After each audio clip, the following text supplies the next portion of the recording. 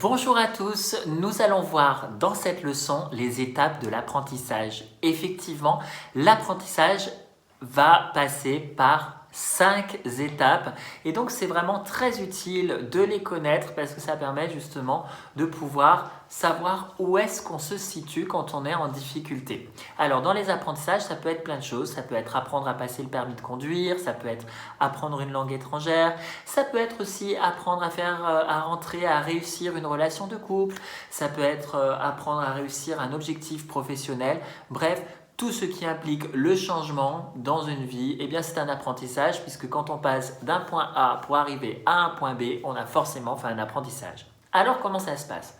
La première étape, on l'appelle d'être inconsciemment incompétent, c'est la première étape. Quand je suis inconsciemment incompétent, je ne sais pas que je ne sais pas faire.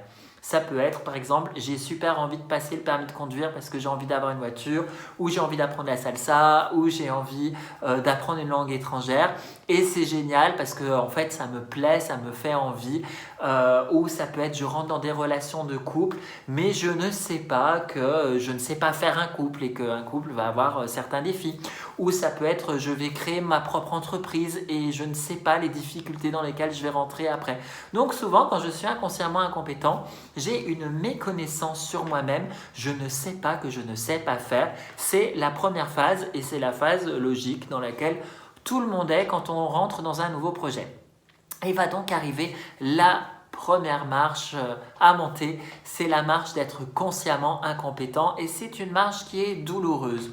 Pourquoi? Quand je suis consciemment incompétent, eh bien, je commence à réaliser mon objectif, je commence à réaliser mon projet, mais je me rends compte que en fait, eh bien, je ne sais pas faire, les choses ne se passent pas comme je voudrais. Je me rends compte, par exemple, je commence à faire des leçons pour apprendre à conduire et j'arrive pas à passer les vitesses, je cale à chaque fois. Oh, c'est compliqué, il faut penser à tout, il faut regarder dans le rétro, il faut regarder les panneaux.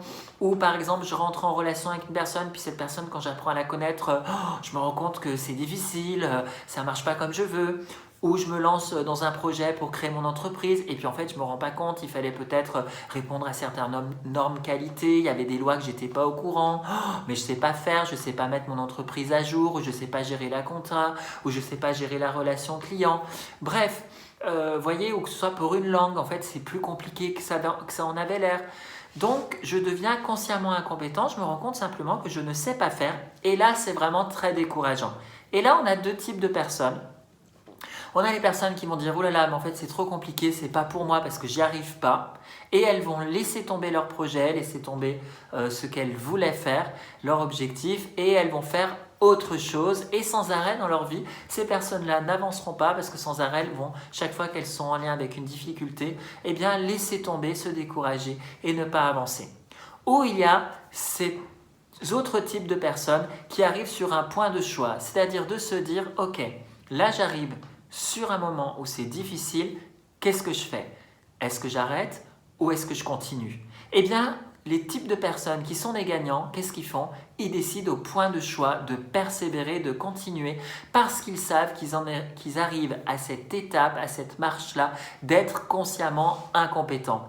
Et quand je fais ce choix de continuer, ça veut dire que je fais le choix d'humilité, de me dire que oui, je rentre dans un apprentissage, que j'ai un apprentissage à faire et que je dois persévérer. Et petit à petit, je vais donc arriver sur la troisième marche qui va être d'être consciemment compétent. Quand je suis consciemment compétent, les choses ne sont pas encore faciles pour moi. C'est comme si, par exemple, je venais de réussir le permis de conduire. Je sais conduire, mais je suis encore très vigilant. Je regarde partout. Je me dis, ah oui, angle mort, il faut que je surveille mes rétroviseurs, que je tourne la tête. Ah oui, il faut que je passe l'embrayage. Ah oui, il faut que je regarde les panneaux. Attention à la priorité à droite. Je vais être très très concentré, je saurais faire, mais ça me demande beaucoup d'énergie, c'est pas naturel. J'apprends une langue étrangère, je sais parler la langue étrangère, mais je suis encore en train de faire les traductions en français dans ma tête, parce que c'est pas encore automatique. Eh bien, à ce moment-là, je réussis à atteindre mon objectif, je suis consciemment compétent, mais c'est encore difficile. Vient la quatrième étape, je vais être inconsciemment compétent. Et ça, c'est génial parce que quand je suis inconsciemment compétent, ça veut dire que je réussis à atteindre mes objectifs, mais je n'ai même pas besoin d'y penser. Je conduis, mais en même temps que je conduis, je peux tenir une discussion à une personne à côté de moi. Je peux écouter de la musique, je peux penser un peu à autre chose, mais mon inconscient, de manière automatique, va avoir ses réflexes de regarder ses angles morts, de regarder les priorités à droite, etc. Parce qu'il connaît la route, parce qu'il sait, vous avez l'habitude d'emprunter ce chemin et vous savez exactement comment faire. Eh bien, ou vous parlez dans une langue étrangère et ça se fait tout seul. Donc là, vous êtes devenu inconsciemment compétent et c'est super. Mais ce n'est pas terminé, va venir une 5e étape, c'est de redevenir consciemment compétent. Et ça va être pour le formateur et la personne qui a une bonne pédagogie. Le consciemment compétent qui est sur cette 5e étape, c'est quelqu'un qui va se rappeler comment il a fait à l'époque où il n'y arrivait pas pour pouvoir transmettre et pour pouvoir expliquer à quelqu'un qui est à l'étape d'être consciemment incompétent. Je vais y arriver, consciemment incompétent. C'est-à-dire qu'il est pédagogue parce que s'il n'est pas pédagogue, en fait, il va perdre patience parce qu'il y a beaucoup de gens qui sont inconsciemment compétents et qui s'énervent et qui disent « mais c'est pas possible d'être aussi nul, mais comment ça se fait que cette personne, elle n'y arrive pas ?» Mais en fait, ils ont oublié qu'eux aussi, dans leur vie, à un moment donné, eh bien, ils ne savaient pas faire.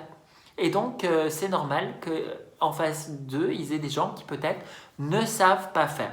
Voilà, donc d'être consciemment compétent, c'est de pouvoir mettre de la conscience sur comment je fais pour réussir aussi bien et pouvoir être conscient de ma stratégie d'excellence.